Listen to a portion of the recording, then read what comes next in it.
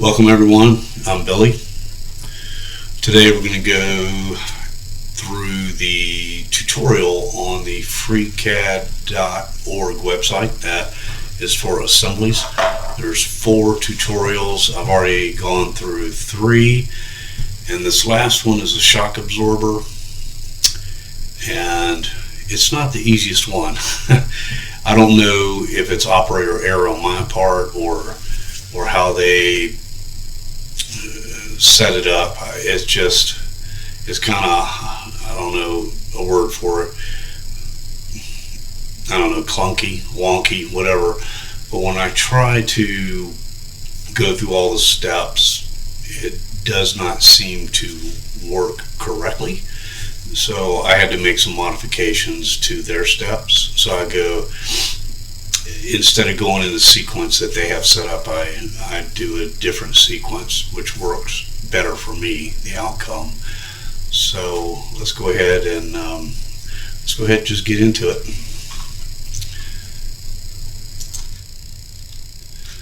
Alright, I've got FreeCAD already opened. I'm going to just start. I don't even need to start an empty file. Just from here on this Start tab down here, that is where we're going to, we'll just start from there. So select the Help, pull down, and go to the FreeCAD website, and you're going to have a selection box up here on the right, Documentation. I select Workbenches and scroll down to select Assembly Workbench, and then from there you can see all the commands in the Assembly Workbench. These are where the tutorials are. This shock absorber is the one we'll be doing today, and how you get to the tutorial is to select the expand link. Now this is a cool little video here, but unfortunately they don't provide a program for you to animate it like this. So I'm not, and I won't try to cover animation. I'll just get you through making this part. You will be able to adjust the height of the assembly, and the spring will compress like that based on your adjustments. That is, if we can get it working correctly today. So, alright, if you followed along with the other tutorials, you'll know that they set these up to make it easier on the user not to have to draw all these parts individually. They give you a program here where the 3 previous videos or tutorials, they'll take this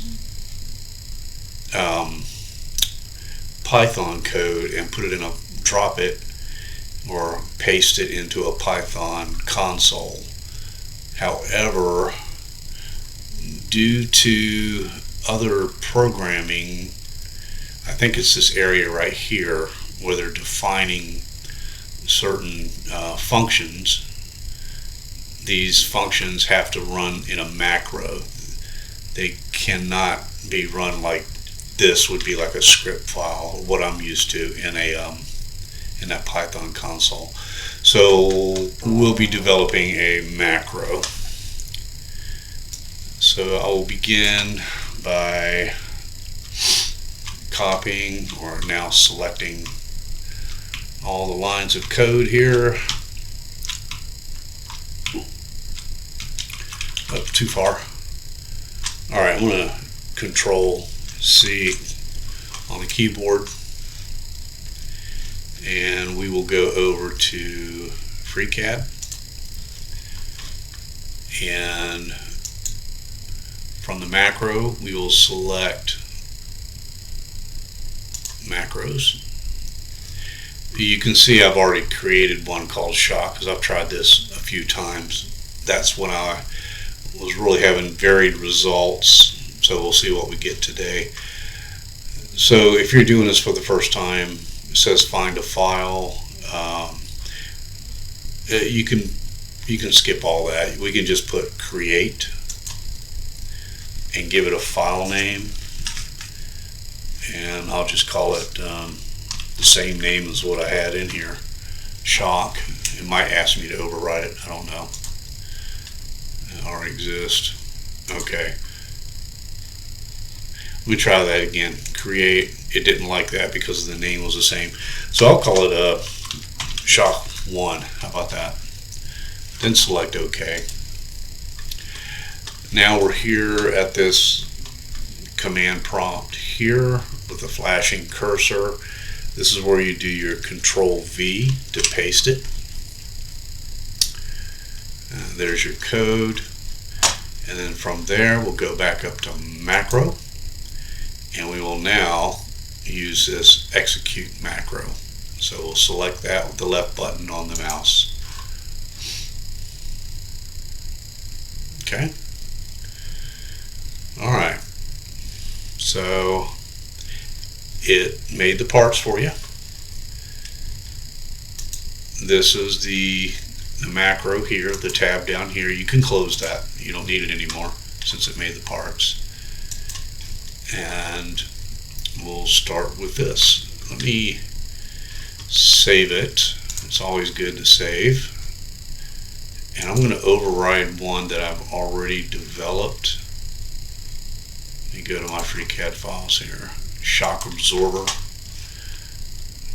I'll save that and then I'll replace it. Yeah. Okay. Let's follow along with the FreeCAD.org. First thing they ask you to do is add an assembly using this symbol here, FreeCAD. But first we have to go to the assembly workbench. Okay, here is the assembly command. You see it created an assembly.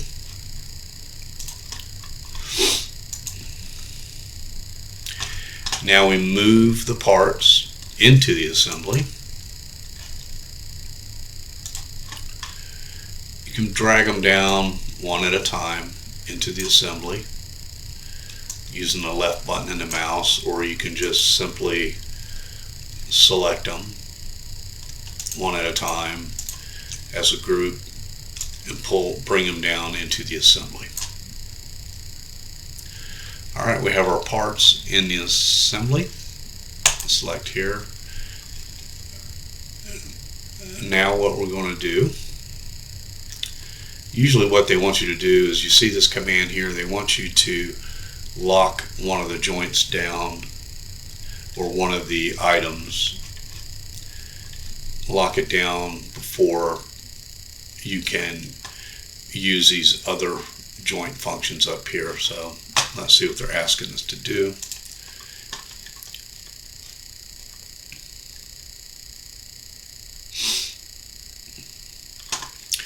Ground the two axles.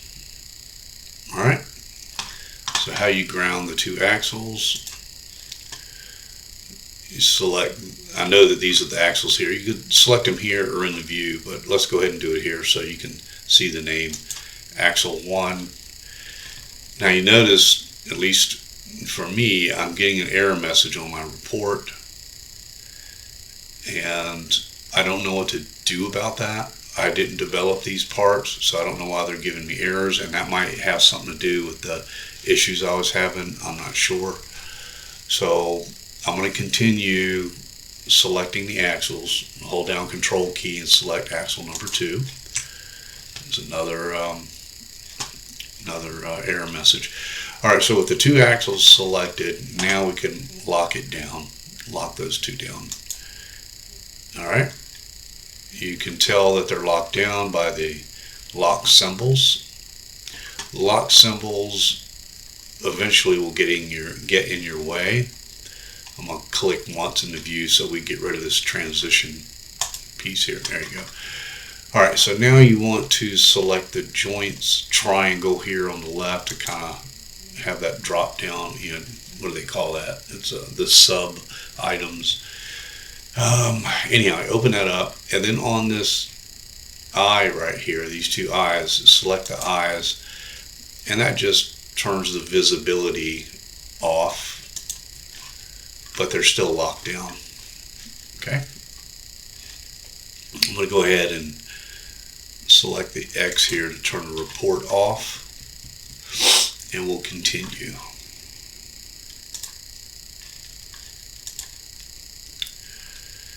Alright, with the two axles grounded, now they want you to start adding parts to the axles. And this is where I noticed I run into issues. If I do all of these steps before I get to, I'll show you where it's at, before I get to this part right here, where they want you to take this rod and attach it to the axle here, right there. End of the rod to the axle, go to the next one, and that rod will jump up there and select to the, I guess, the midpoint of that axle. I find that that has to be one of your first steps, because what happens if you do all the previous steps before you get to here, then once this rod attaches it, and then you try to spin the rod around the axle, the rod disconnects from the axle, and it kind of messes up everything else downstream of that. So I find that you have to do this first. I'm pretty sure it has something to do with the calculations. Maybe my computer is not set up to do that type of computation, but I have a fairly good computer, so I can't figure it out. It may be something that they have to come back and fix. I don't know. Again, it might be related to those errors that we were having in the error messaging box. All right, so with that said, let's go ahead and apply that slider, what is it, a cylindrical joint to this axle. So I'm going to select cylindrical joint, and then over here to the right, or your computer, it may be over here on the left, either one, under the task panel, it's waiting. We're set to a cylindrical type joint. This is a drop down if you wanted to change it, but no, we want to keep that. Now it's waiting for you to make selections. And as you select, you can see the orientation of the local coordinate system, LCS, where the parts, yep. So they want you to select the middle of that axle, not on the end, right there in the middle. And you see it, put it over here in the window. Now we're going to select the end of this rod, and I will select it, and now it's connected. I will select OK, and I'm going to, up here, select this front panel right here on the cube to position it and show you that it is now connected. I'm going to slightly move the view over and show you, you see how it disconnected?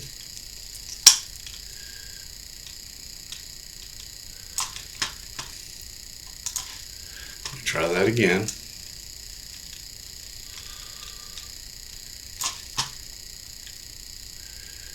That was one of the issues that I was having, but it was working for me.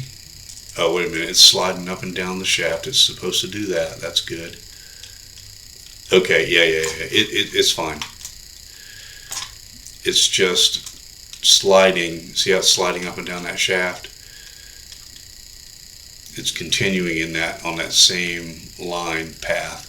So what was happening earlier is this rod would detach from that axle completely, and I could bring it all the way over to the right side of the screen. So it's behaving okay now. We're good. We're good. All right. We'll go up here and select the ISO view. It's just a vantage point I like to keep. And now I believe we can begin with going up to the beginning of the tutorial. And then we will attach this axle to this pivot point here, the socket. Yep. All right. And that will be a revolute joint there.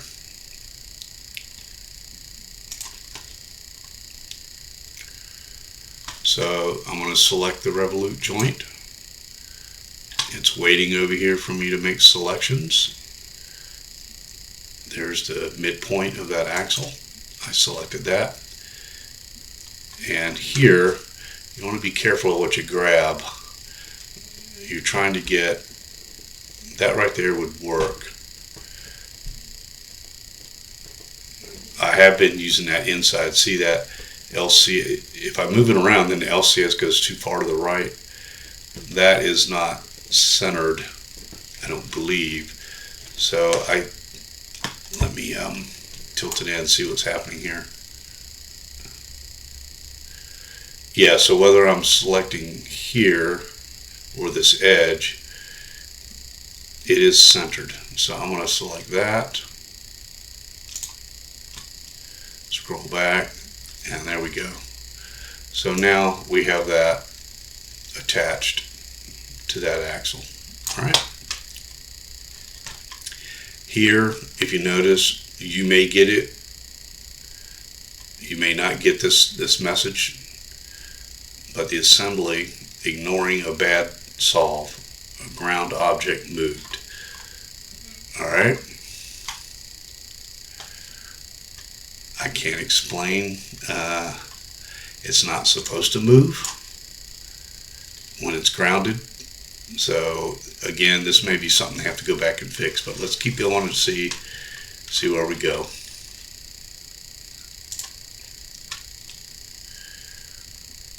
Our next task is to use the slider joint, and what they want to do is they want us to do is select this face, the circular face, and select that circular face so that the blue line here and that blue line there will join, and it should be oriented like that. Now when we actually do that, it's not going to look like that, but you can move it into position. Let me show you. Alright, position it some. Alright, so here's the slider joint. I selected it. They're waiting over here in this panel for me to make selections.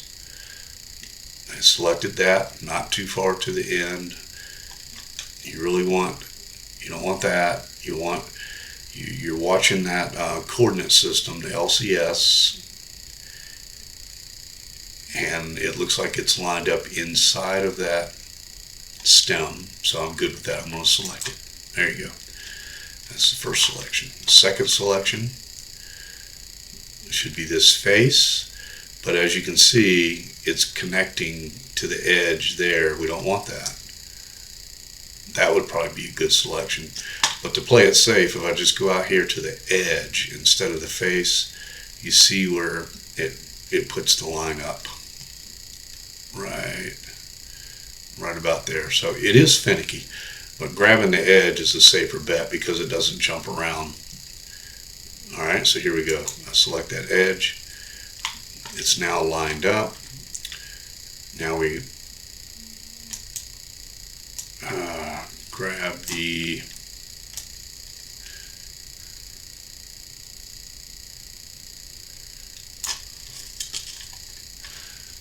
okay.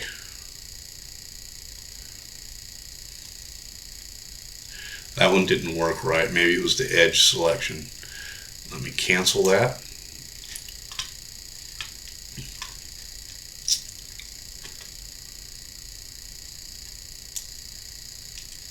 We lost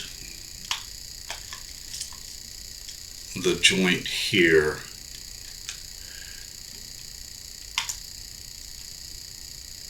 I don't know why. It might have been because I forgot to hit OK, so I'm going to do that again. Alright, so I've got to reattach this to here, and that was this revolute joint. And then I'm going to select the center of that line, go in there and select that inside face of that pocket. There you go. It is. Okay, and this might have been where I made my mistake. I didn't select OK, so I'm going to select OK here. The revolute joint is there. That's there. All right, let's try this again. Like I said, it's each time I do this, I get a little bit of different results. So, all right, so we're supposed to do the slider, and we want that face. And we'll go ahead and try to use the face if I can. That looks like, you can see the LCS moving around, but that should be where I want it right there. Select it, there you go. All right, now we can move that up into position. All right. Don't forget to select OK. Up, now move it back up. You can grab it and slide it and put it in place. It should be about right there. Alright, I'm still getting the error message here that I'm just completely ignoring all these error messages for right now because I really don't know what to do about them.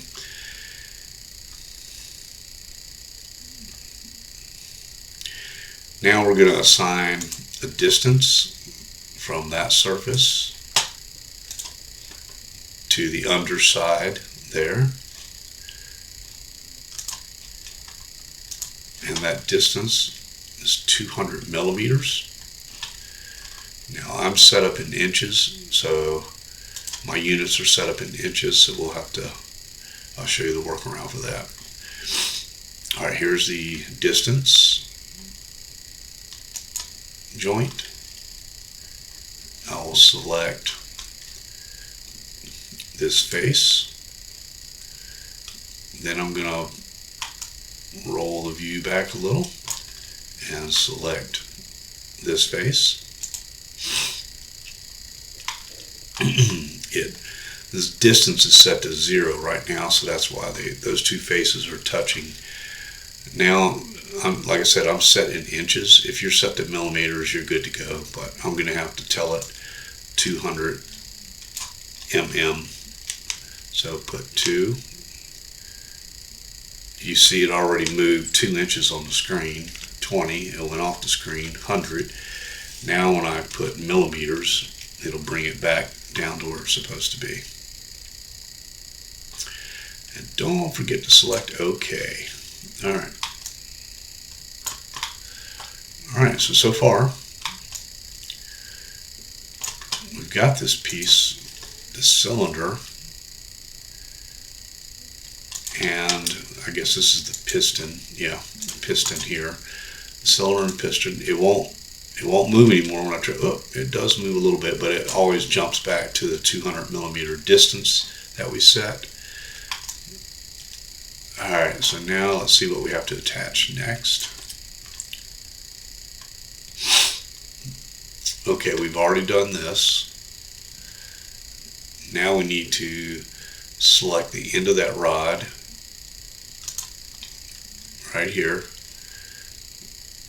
and connect it to this pocket. And I don't know if you saw it or not, but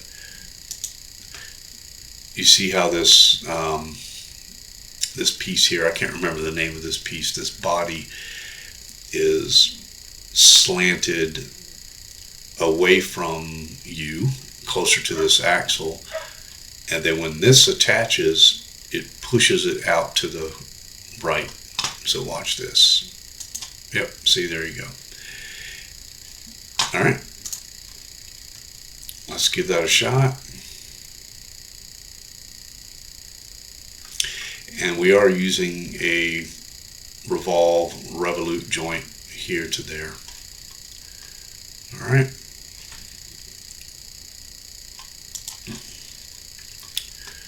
Here's the revolute joint. I select it. Move in here.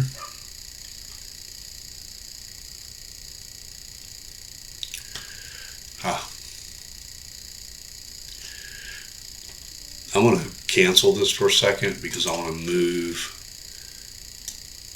this. There you go. I want to isolate that endpoint and not have it there. Alright, so here we go. I will select the revolute again, and I'm going to select the endpoint.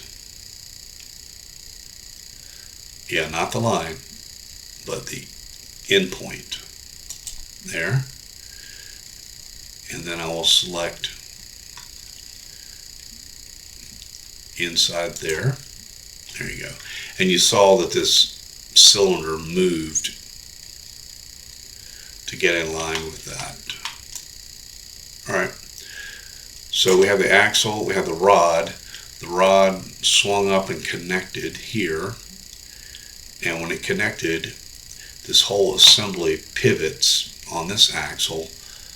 So now we've got, we're almost there. We got to put the spring in there and go from there.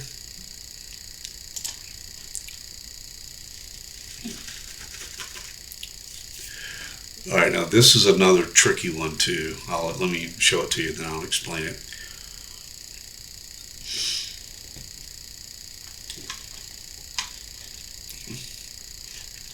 Okay, we're going to use the parallel joint.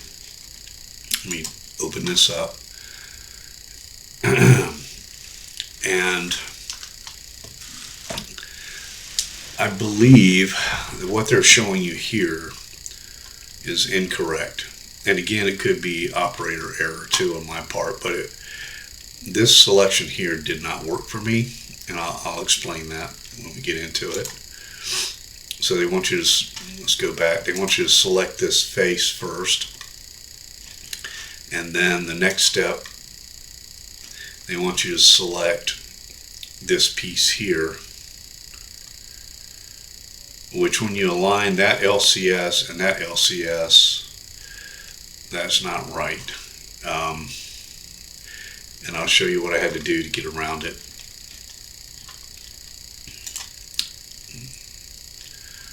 All right.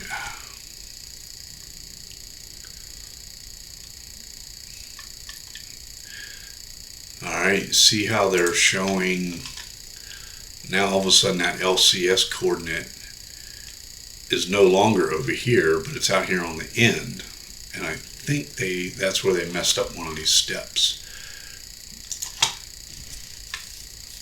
So we're going to be using the fixed joint, and then I'll explain it as we go through it. All right. I see what they're trying to do.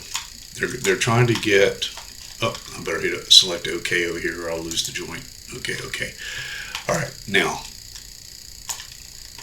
they're trying to get this endpoint right here to land on the edge in here on this disc. And I can tell that the endpoint, because there's no, well, I don't know.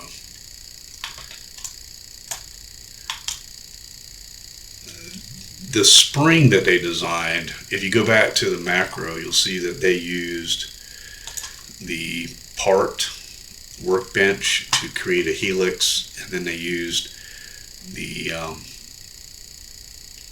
Python programming to draw the end pieces and connect them. So if you'd have done it in part design, you'd have a different outcome. You'd have what they call I guess I'll call it a splice.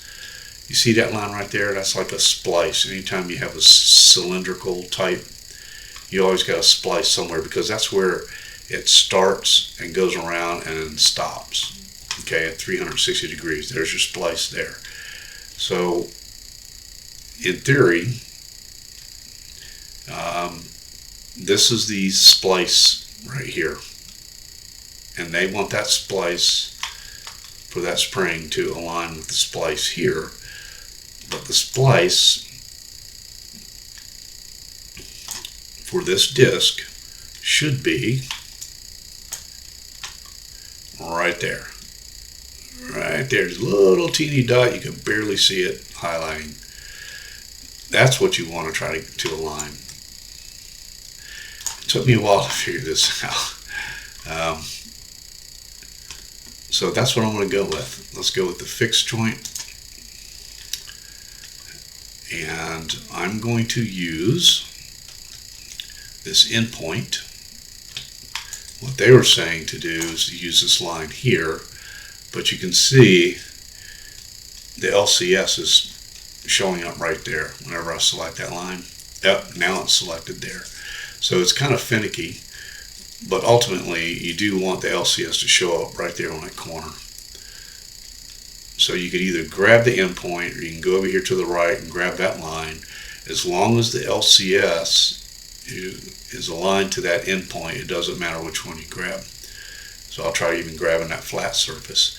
The flat surface, if you selected it here, it wouldn't work, but if you move your cursor over, you see how it jumped down to the bottom point. Now it's up there. So now it would work if I grab that, because again, we're trying to get the LCS out here on that endpoint. All right, I'm going to grab the line here. That's that edge right there.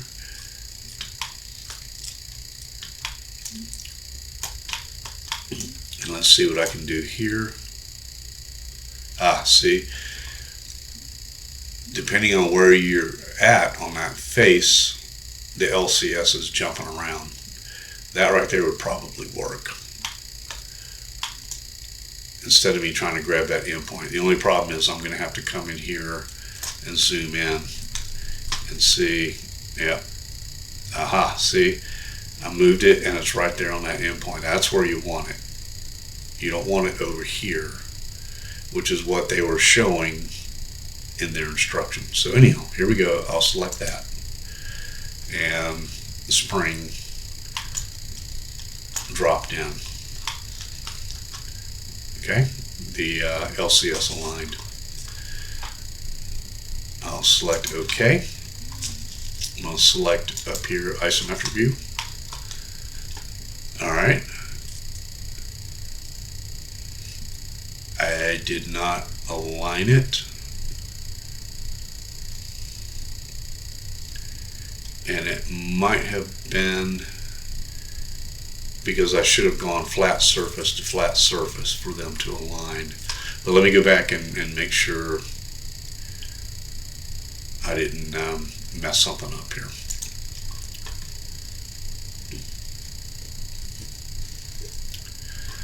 Parallel. Oh, okay. All right. I got ahead of myself. I was here doing the fixed joint, and what I should have done is assign that flat spot to be parallel with that face. So I skipped a step. Let me go back and fix it. I will come over here to this fixed joint, select it, and right click it and delete. And I'll grab that spring, just pull it out here. All right, here we go. So what we're going to do now is just make the flat spot on the spring parallel.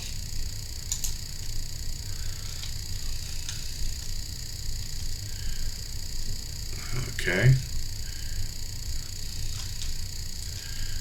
All right, flat spot. Move the view in, grab it here. Select. All right, now you can see the spring is parallel with that surface. Now we can move it inside the assembly. Select OK. And we'll move it out here. And then we're going to repeat that step. Here you go with some more error, I guess it's not really an error message, but it's a notifier. Grounded object moved again. Now I'm going to continue ignoring it. Now let's put the spring over here again, like we discussed. You heard what I indicated of how to get them aligned on the endpoint. So what we want to do is select fixed, and I'm going with that endpoint right there. Yeah, I'll go with that line there, endpoint, and go in here, and I want to get near that endpoint there. There you go.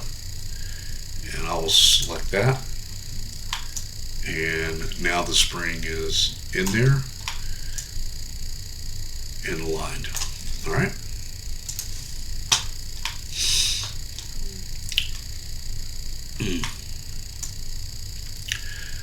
So the best way to show the next step is I'm going to select the front here, and we're going to run through a couple of scenarios of changing dimensions.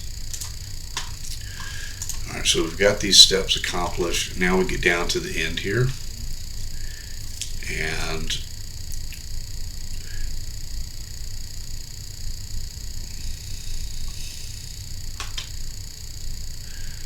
okay, earlier I was talking about the seam. They call it a seam. That seam right there.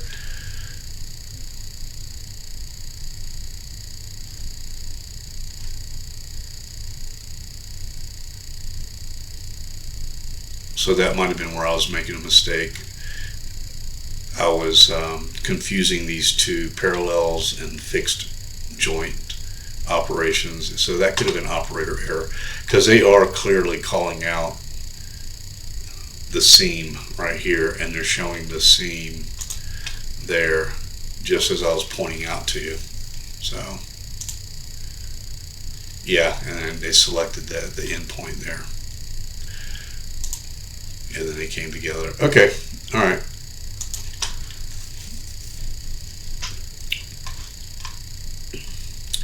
All right, so earlier we assigned a distance of 200 millimeters. So what they want us to do now is to use that 200 millimeter distance input to, I guess, dictate or control the height of the spring, so that as you change that dimension, you'll see the spring extend or compress. So how you do that, you got to select the spring in the tree view, and then you want to go to the height property and select the FX box and enter an expression that you'll find. This is a reference distance to the previous distance input, and I'll show you that as we do it, and then dot distance. All right, FreeCAD. Oh, make sure I select OK. All right, now there you go. Let's see. There's a lot of operator error stuff going on here. All right, so here we are. Now, what they were saying in the instruction is that the height of the spring, they want it to match the distance joint command over here on the left. So I'll select that. Actually, I'll double click it, and you'll see that the distance, now this is in inches, so that 7.874 is actually 200 millimeters. So I apologize for that. I tend to do everything in inches now. I know a lot of people stick with millimeters. So that, you see that word distance right there? We're going to reference this input off of that distance joint. So now let me select OK. Let me come back over here and select the spring this time. There's the height. When you select the height, I can change the height of the spring and recompute it, but they want it to match this distance joint command input. So, and you see it's 7.8740 or 200 millimeters. So this is what they were talking about. This little box, right, or this, not a box, but a symbol. It's the FX, the function expression. I'm going to select it. And here, as you type in here, it'll search within this assembly and try to find data for you. So what I'm going to do is start typing distance, D-I-S-T. Okay, now there's you see the left and the right arrows with distance. That's what we're looking for. So we want to select that. There you go. Now there's a dot, and we're going to type distance. They're saying, it's pretty much saying, hey, go back to this reference point here, which is that distance up here in this joint, and whatever that input is, make that the distance for the spring here. So now I'm going to type distance after that dot, and it already kind of knows what it tells me what's available. I want to select distance here. Okay, and now I'll select OK, and the dimension goes away because now, and I'm going to select out here, because now the spring is set to this distance. Alright, so now let's go change the distance here and see what happens. And this is where I was getting varied results in the past. So I'll go ahead and make this 150 millimeters. Don't forget the millimeters. And you can see how it moved there. Select OK. Now the spring didn't move. So what they want you to do is recompute. And as best I can tell, recompute might be old terminology, and now recompute is refresh. So when we come up here to edit, I'll select refresh, and there you go, it refreshed the view and brought the spring down. Okay, and let me hit front, and you can see I'm going to extend it now. Let's put it back up to 200, and you'll see this assembly pivoting on this axle down here that we set. All right, let's try that again. Right now you see it kind of leaning to the left. All right, distance, I'm going to say I want that set back to 200 millimeters. Okay, and that messed up the program. I'm going to select refresh. Okay, now I've created all kinds of issues. Let me see if I can undo it. Alright, that seems to have fixed it, but I'm not 100% sure. Got the axle, not sure what these are. Let's continue. Alright, this is the first time I've seen this happen. Let me see if a refresh will help there. Okay, it seems to have helped. We'll do another. Okay, we're out of refreshes.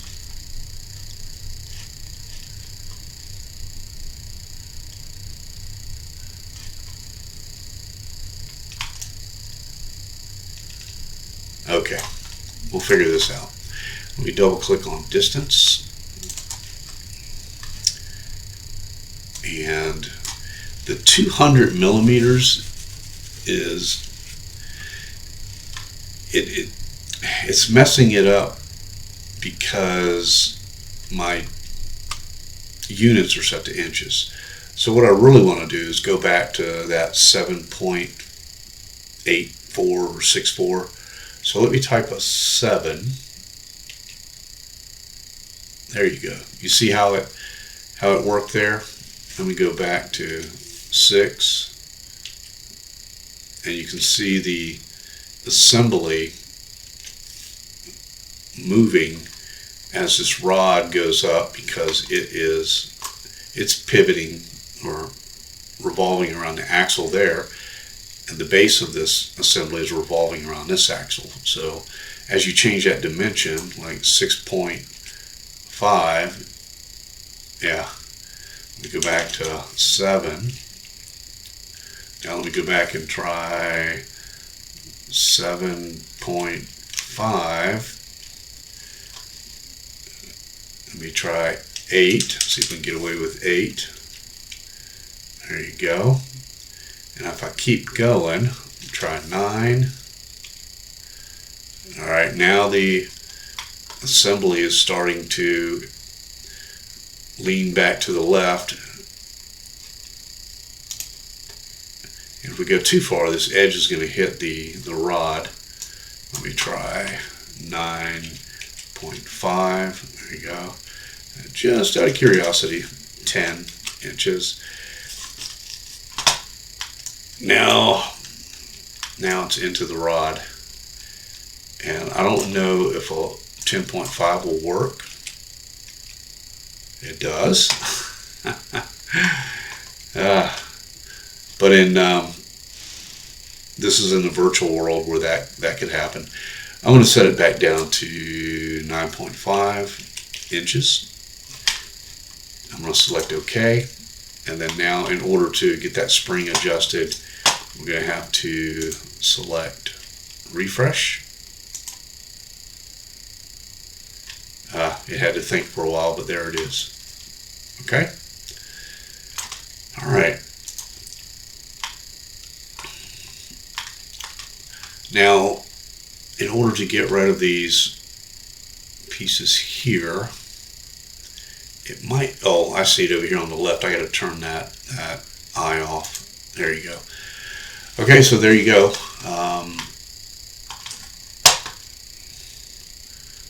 Hope that was informative.